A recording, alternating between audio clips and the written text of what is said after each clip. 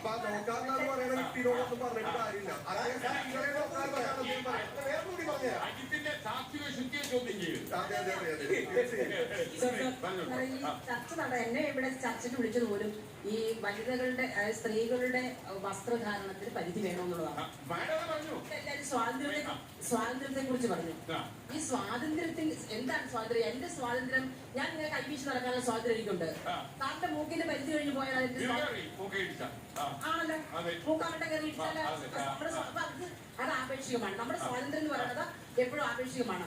എനിക്ക് നല്ലത് എന്ന് തോന്നുന്നത് അല്ലെങ്കിൽ എന്റെ സ്വാതന്ത്ര്യം എന്ന് പറയുന്നത് മറ്റൊരാൾക്ക് അത് അസ്വാതന്ത്ര്യമായിട്ട് അവർക്ക് അസ്വസ്ഥത ഉണ്ടാക്കരുത്.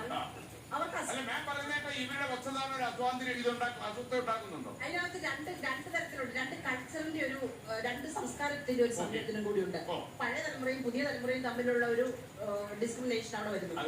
അതിനേക്കാൾ ഉപരിയായിട്ട് എനിക്ക് തോന്നുന്നത് നമ്മുടെ ഈ പറഞ്ഞവരുടെ ഒക്കെ ഇടയിലുള്ള ഒരു നമുക്ക് സമൂഹത്തോടുള്ള ഒരു ഉത്തരവാദിത്വവും കടമയും